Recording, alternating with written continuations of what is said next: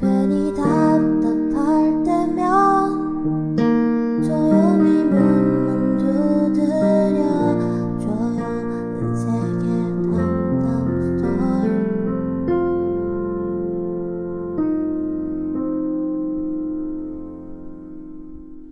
스토리. 2017년 10월 26일, 오늘도 안녕하세요.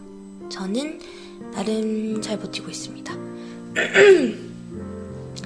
오늘은 어떻게 해서라도 꼭 마이크를 잡고 싶었어요. 저희 학교의 늦은 중간고사 덕분에 오늘 유달리 시간이 좀 많이 나서 그런 이유도 있지만 오늘은 저에게 굉장히 특별한 날이거든요. 바로 수능 20일 전. 와, 그 역사적인 순간이 바로 오늘이다. 네. 괜찮아요. 저 울고 있지 않아요. 네. 그래서 고3인 현재 지금 실제로 수능을 20일 앞두고 있는 사람으로서 10일 전에는 안타깝게도 시간이 많이 안 나니까 20일 전에 이건 기록할 만하다 라고 생각을 했습니다. 사실 수험생이라는 신분으로 많은 사람한테 이 녹음일기가 어떤 메시지를 던져줄 수 있다면 좋겠다, 그런 바람도 있었고요. 따라서 이번 녹음일기는 생생한 현장감을 전달해드리기 위해 끊어서 가지 않고 한 번에 녹음을 진행합니다. 저는 원래 대본 없이 녹음을 하고요.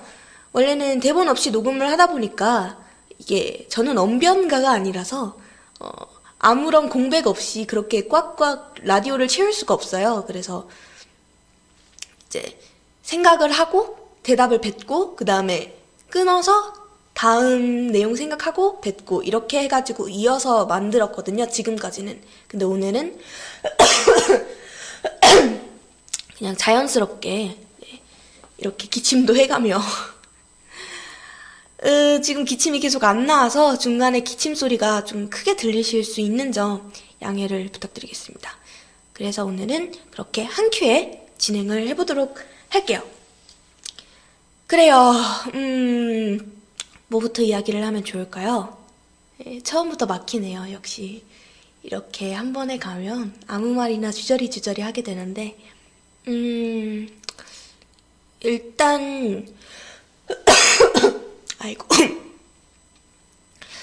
나중에 수능이 뭐임 먹는 거임 이러면서 이 수능이라는 이벤트 자체에 관심이 없어질, 아주 까맣게 잊었을 미래의 저를 위해서라도 현재 저의 상황, 어떤 심정, 그런 거에 대해서 이야기를 해볼까요? 심정이라고 하니까 약간 기자회견하는 느낌. 집어치우죠. 현재 나의 심정이라 사실 사람에 따라서 다르겠지만 저는 그냥 별 생각이 없는 상황입니다. 담담하다고도 표현할 수 있겠네요. 이렇게 얘기를 하면 뭔가 세상에 그렇게나 강철 멘탈을 지니고 있다니 좀 짱인 듯 존경스럽다, 이렇게 하시는 분들이 계실 수도 있겠는데요.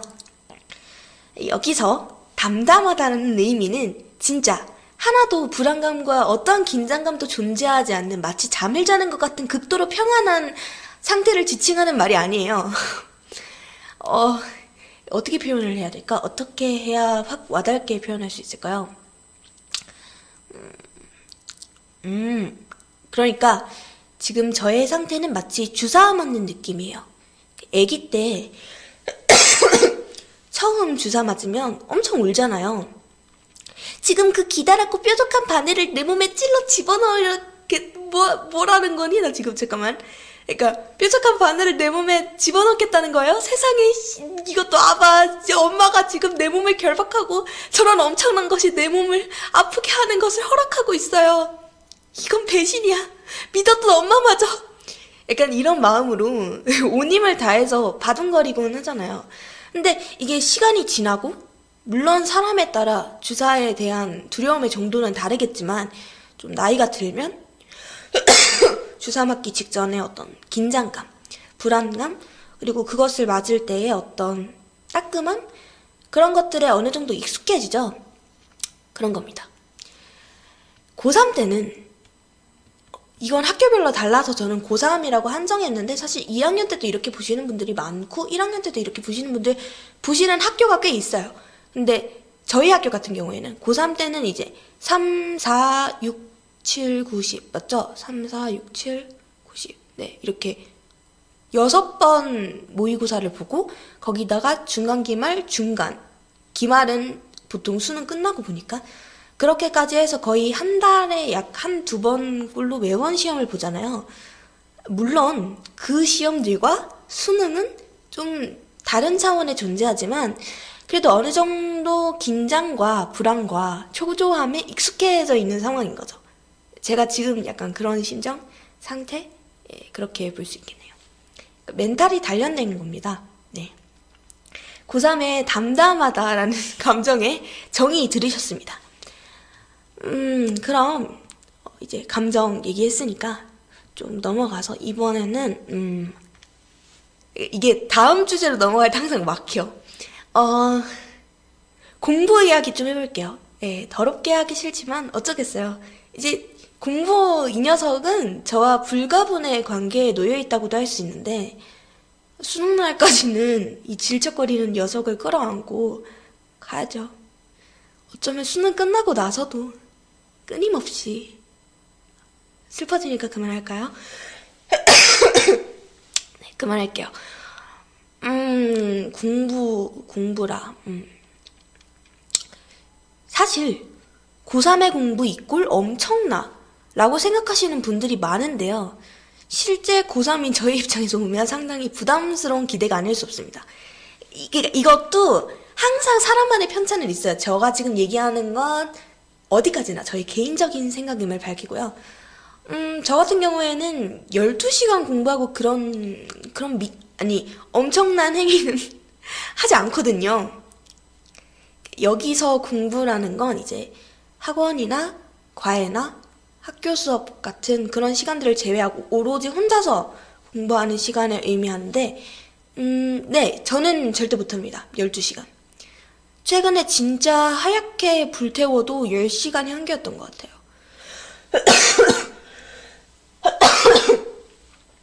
평소에는 8시간? 8시간 정도 하는 것 같습니다. 그러니까 학원이 하루에 2시간에서 4시간 그렇게 잡혀 있으니까 그것까지 합하면 제일 많이 했을 때가 12시간이네요. 이 공부 시간은 정말 사람 개인 성향에 따라 다른 것 같아요. 사실 8시간이면 막 엄청나게 세상에 저렇게까지 공부를 많이 한다고 이런 생각은 들지 않잖아요. 특히 저같이 수능 준비하시는 친구들은 정말 죽기 살기로 하시는 분들이 많으니까 그래서 주변에 이제 저보다 어린 후배들이나 수능 준비 안 하는 친구들 같은 경우에는 남들보다 너무 적게 하는 것 같지 않냐? 남들보다 적게 하면 좀 불안하지 않냐? 뭐 이렇게들 물어볼 때가 있어요. 예, 그러면 저는 대답합니다. 불안하면 어쩔 거야? 내가 안 되는데. 네, 그렇습니다. 저는 공부를 그렇게 오래 하는 게 안 되는 사람이에요. 이게 그렇다고 그냥 하고 싶은 대로 막 핑청핑청 놀다가 나는 원래 공부가 이렇게밖에 안 되는 사람이야. 이렇게 하라는 의미는 아니에요. 그러니까 사람마다 되는 상한선이 정해져 있다는 거예요. 그러니까 물론 불같이 달려들어서 12시간 공부할 수 있겠죠. 실제로 두 학년 때, 2학년 때는 갑자기 막 공부를 해야 할 것만 같은 그런 미친 듯한 열정에 사로잡혀서 새벽을 막 넘겨가며 그렇게 공부한 적이 꽤나 많았어요. 근데 그럼 뭐합니까? 다음날 저는 잠도 안 오고 공부에 집중 하나도 안 되고 성적 떨어지고 실제로 평소보다 더 많이 공부를 했는데 오히려 모의고사 성적이 떨어졌다 뭐 이런 사례가 주변에 많이 있었거든요. 이건 정말 분명한 근거가 있는 이야기예요. 그러니까 이렇게 말해도 될지 모르겠는데 스스로의 주제 파악이 잘 되어야 돼요. 내가 할 수 있는 선이 어디까지인지 정확히 파악을 해야 되고 그게 가장 최선의 결과를 얻을 수 있는 방법이라면 다른 사람에게 뒤처진다는 생각을 하기보다는 그냥 그 방법을 밀고 나가는 게 그게 좋은 거라고 저는 생각을 해요. 물론 거기에 따라오는 이제 부차적인 불안감, 어떤 초조함, 긴장감, 난 뒤처지고 있어 이런 마음은 본인이 감수를 해야 되는 거고요. 또 고3이 돼서 공부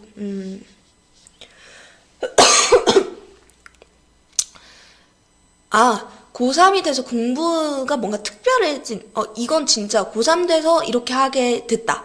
라고 하는 거라고 하면 굉장히 아침형 인간이 되었다는 거? 저는 원래 전형적인 그런 타입이에요. 나는 새벽에 공부가 잘 돼. 약간 그런 타입이거든요.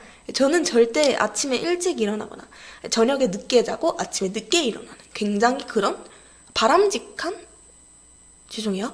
네, 그런 인간상이었는데 한 30일 전? 그러니까 수능 30일 전? 그거보다 조금 전부터 그러니까 아침 6시 언저리 일어나서 밥 먹고 수능 시간표대로 생활을 하고 있어요. 국어 보는 시간에 국어 공부하고 국어 보는 시간이 있잖아요. 80분 그리고 100분 동안 수학 공부하고 그러니까 뇌가 그 시간에 그 과목에 반응을 할 수 있도록 하는 거죠. 그리고 무조건 12시에 자고 그러니까 할 일을 다 못해도 오늘 계획한 할 일을 다 못 끝내도 요즘엔 그냥 12시에 자요. 다음날 하루를 몽땅 졸림으로 망칠 바에는 그냥 빨리 자고 다음날 아침에 여유 좀 날 때 더 하는 게 이득이에요. 근데 이건 뭐랄까 제가 아까 말씀드렸다시피 저는 수능 30일 전부터 이렇게 생활을 했어요. 그리고 수능 30일 전부터 이렇게 시작을 했으면 바로 6시에 일어나고 12시에 자진 않았겠죠.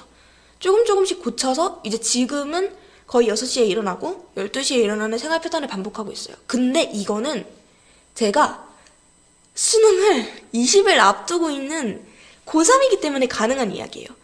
지금 사실 고3들도 초조하지만 수능이 다가오고 불안해하는 주변 사람들을 보면서 고2, 특히 고2 그리고 고1 학생들 중에서도 어떻게 나도 저렇게 공부해야 되는 거 아니야? 이렇게 생각하는 사람이 있을 수 있는데 솔직히 말씀드리면 저는 고1, 고2 때 하고 싶은 걸 다 해야 고3 때 공부에 올인할 수 있지 않나 라는 생각도 약간 좀 하거든요. 그러니까 고2, 고1, 고2 때 완전 공부를 놓으라는 게 아니라 그러니까 지금부터 막 난 6시에 일어나야 돼 이러면서 막 6시에 일어나는 습관을 잡으려고 하고 그럴 필요가 없어요. 어차피 초반에 시작해봤자 여름방학 시작되면은 뭐 그냥 없었던 일 되고 겨울방학 지나고 나면은 또 팅정맹청 되고 그러니까 그냥 내가 집중할 수 있을 때 집중을 하는 게 좋은 것 같아요.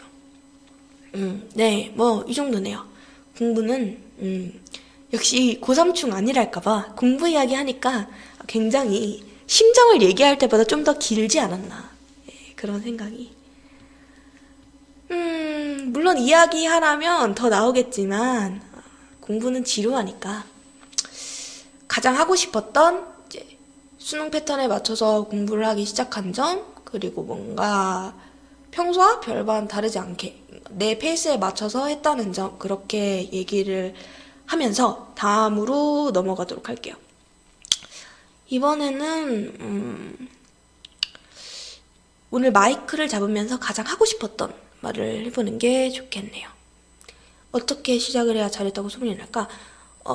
일단 수능이 가까워지면서 뭔가 사람이 하루 종일 새벽 감성이 되어서 그런지 몰라도 이게 뭔가 저 같은 경우에는 뭔가 약간 조울증 같이 생기더라고요. 이렇게 버스를 타면서 괜히 슬픈 노래를 들으면서 나는 연애를 한 적도 한 번도 없으면서 괜히 이별 노래 듣고 막 눈물 짓고 네, 죄송해요. 제가 중2병이라서 그런가 봐요. 아직 안 나왔어. 고3인데 어떡하지?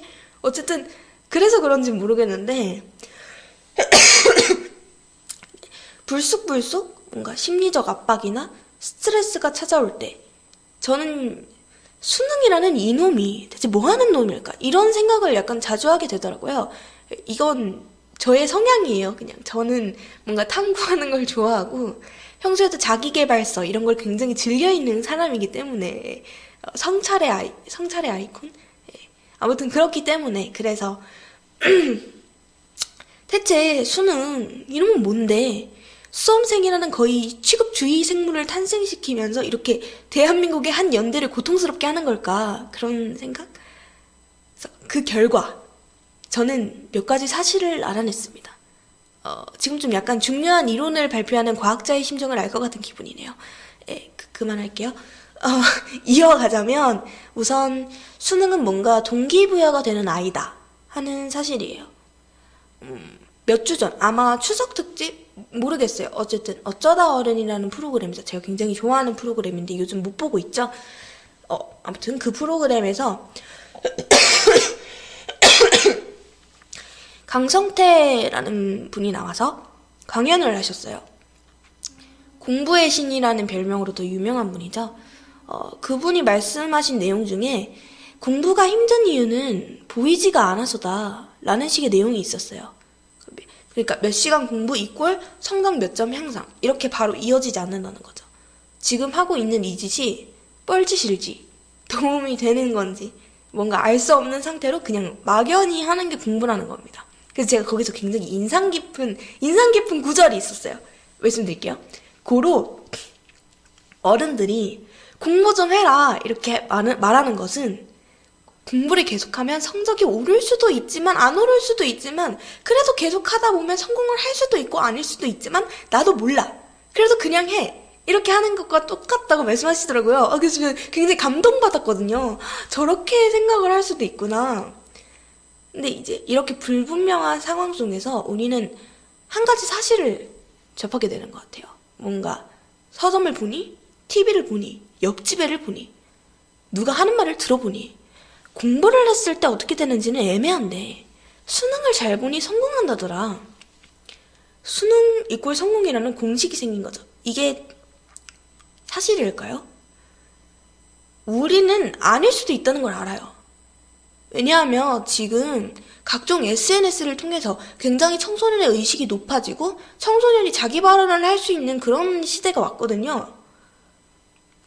수능이라는 제도가 생긴 지 올해로 그러니까 25년이 흘렀어요. 그러니까 얘 나이가 지금 25살이에요. 그 25년이라는 긴 세월 동안 과거에는 성공으로 이어지던 길이 반드시 그렇게 되지 않을 수도 있다는 걸 알고 저 사람에게는 성공이었던 길이 나한테는 해당하지 않을 수도 있다는 걸 우리 알거든요. 근데 그건 중요하지 않아요. 그래도 수능 잘 보고 대학 잘 가면 수능 못 보고 대학 못 간 사람보다 인생이 나아지지 않겠어? 기왕 보는 거 잘 보는 게 낫지 않겠어? 그런 암묵적인 마음이 우리 안에 있거든요.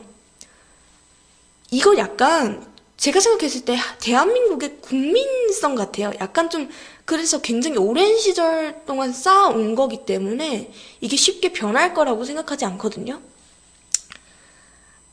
그래서 우리가 이제 20살 되기 전에 가장 큰 시험이라고도 볼 수 있는 수능을 목표점으로 삼게 되는 거죠.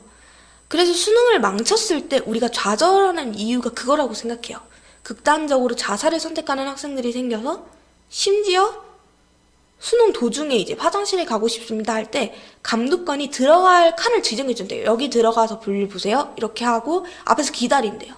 그 사이에 어떻게 될지 모르니까.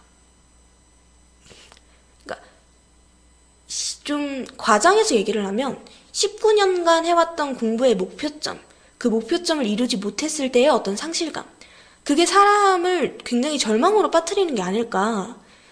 최종 목표점이 허물어지는 게 너무 잔인한 일이잖아요. 저는 개인적으로 이게 수능이라는 제도의 허점이 아닐까 생각하는데 착각을 하게 만들거든요. 그게 전부이냐. 과연 그럴까요? 수능은 한 방인 것 같아요. 제 생각엔.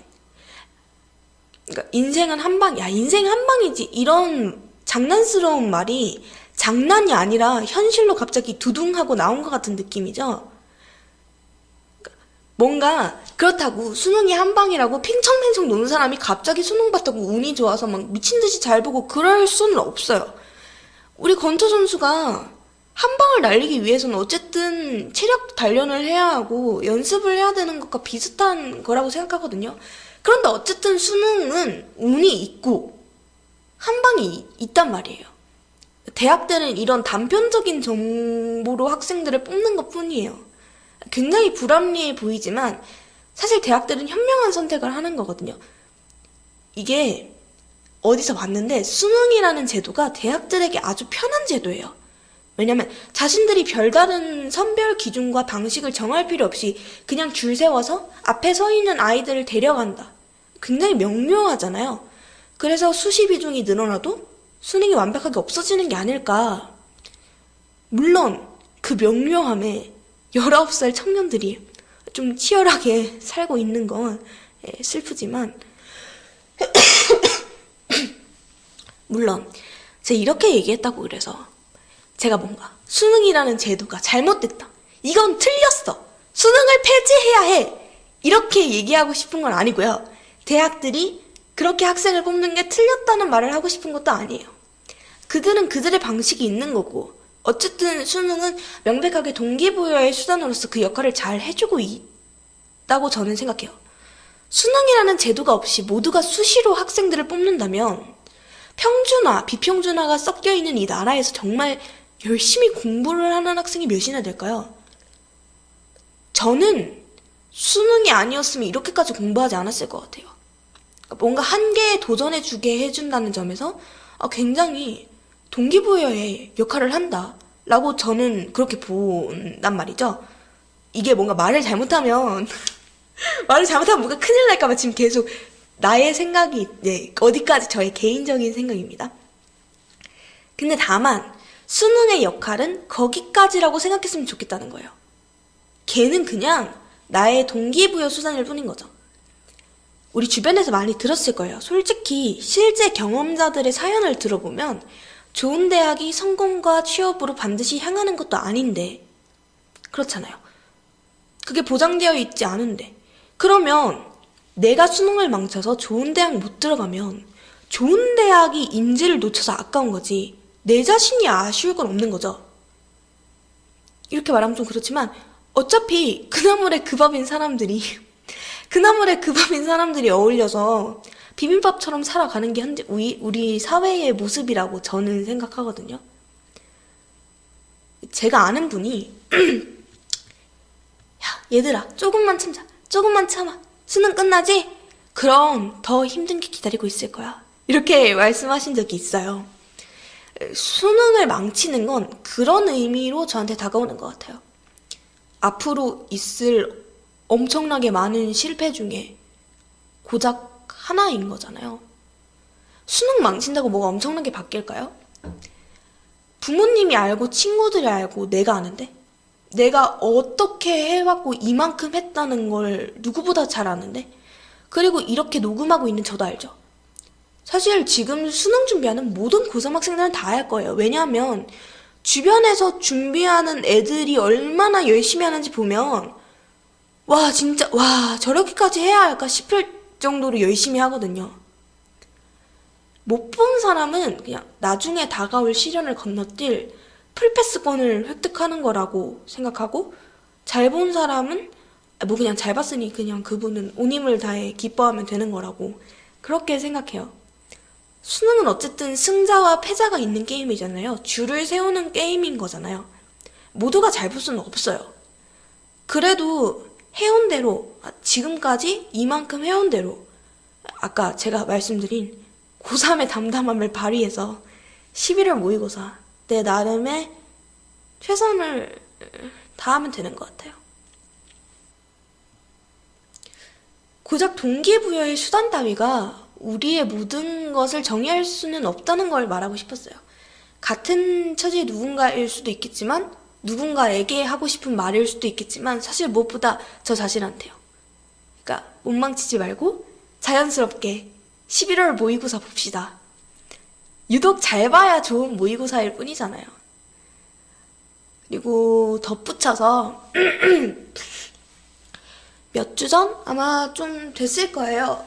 몇 주 전부터인가 이제 전문대부터 시작해서 슬슬 수시 결과가 나오기 시작했을 거예요. 물론 최저나 이렇게 수능을 보고 결과가 나오는 학교들도 있지만